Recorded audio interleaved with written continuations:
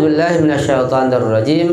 Yasin wal Qur'anil Hakim. Innaka laminal mursalin ala siratim mustaqim. Hadhihi suratu tabda kama huwal hal fi 28 suratan ukhra bi hurufin muqatta'atin wa hiya ya wa yasin. Bahwa surat Yasin ini itu diawali dengan ungkapan huruf muqatta'ah ya dan sin. Huruf muqatta'ah banyak di Al-Quran seperti alif, lam, mim, itu huruf hijaiyah. Yasin, ha, mim, ain, sin, qaf, alif, lam, ra. Ini namanya huruf muqatta'ah. Surat Yasin terdapat huruf muqatta'ah, huruf yang terputus-putus. Termasuk juga bagian dari huruf hijaiyah. Nah, apa makna huruf muqatta'ah di sini? Para ulama, kalau antum baca kitab tafsir apa saja ketika mengungkap masalah huruf muqatta'ah seperti alif lam mim, antum buka buku tafsir apa saja, pada akhirnya wallahu alam bimuradi, Allah yang tahu maksudnya gitu. Karena jarang sekali ulama yang memahami rahasia huruf muqatta'ah ini, ada rahasianya. Ayatullah Makarim Asy-Syirazi, penulis tafsir Al-Amsal 20 jilid, mengatakan bahwa adanya huruf muqatta'ah tersebut seperti alif lam mim yasin dan seterusnya yang tersusun dari huruf-huruf hijaiyah itu untuk menunjukkan bahwa Al-Quran sangat agung, sangat tinggi nilainya dan luar biasa, dan tidak seorang pun yang mampu membuatnya dan menandinginya. Buktinya bahwa semua Al-Quran itu tersusun dari huruf hijaiyah, dari alif, ba, ta, sa, jim sampai ya. Dari itu disusun, tapi tidak seorang pun yang dapat menandinginya. Ini arti dan makna huruf muqatta'ah kata beliau. Itu menunjukkan keagungan Al-Quran, dari huruf muqatta'ah tersebut disusun. Ya, itu masih dianggap kelas ringan. Nah, sekarang kelas beratnya. Kelas beratnya kata Al-Allamah At-Tabatabai, huruf muqatta'ah itu saya gampangkan bahasanya ya, sebagai rambu-rambu, sebagai tanda, sebagai alamat untuk mengetahui isinya atau dalamnya. Saya kasih contoh misalnya katakanlah ketika antum tinggal di kota Depok, antum sering ke Jakarta, antum hafal betul kota Jakarta, Jakarta Barat, Timur, Utara, Selatan, daerah-daerahnya, semuanya masjidnya berapa, pasarnya, antum hafal betul.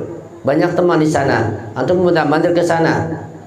Nah, ketika antum membaca kata Jakarta atau antum mendengar kalimat Jakarta, tergambar di benak antum apa? Semuanya, Jakarta Timur, Barat, Selatan, Utara, isinya, masjidnya, kotanya, pasarnya, tergambar semua.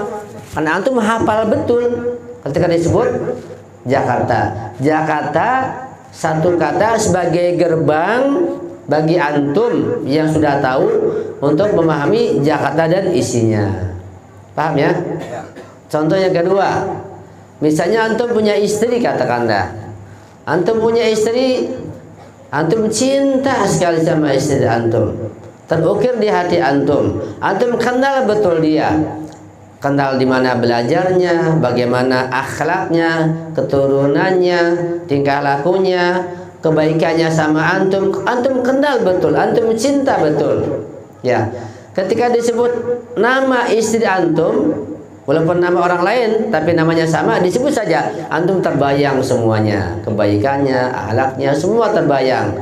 Nama itu sebagai jembatan, sebagai media, sebagai gerbang, sebagai tanda menuju isinya. Itu kira-kira ana mudahkan bahasanya. Nah, surat Yasin ini, kata-kata Yasin, alif lam mim, di awal surat Al-Baqarah alif lam mim. Orang yang paham Al-Quran seperti Rasulullah, para ma'asumin dan para urafa, ketika disebut alif lam mim, langsung tergambar semua kandungan isi surat Al-Baqarah. Ketika dibacakan Yasin buat mereka, buat Rasulullah, dan para ma'sumin. Ketika di surat Yasin saja tergambar semua kandungan isi surat Yasin. Bagaimana ilmu mereka? Kita nggak tahu. Jadi ungkapan huruf muqatta'ah ini Yasin sebagai unwan menuju mu'anwan, dari isim menuju musamma, dari kulit menuju dalamnya, begitu. Buat mereka, buat kita ya biasa saja, kita nggak mengenal.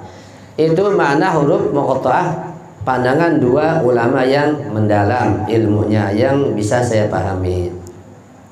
Jadi surat Yasin awalnya dengan ya dan sin.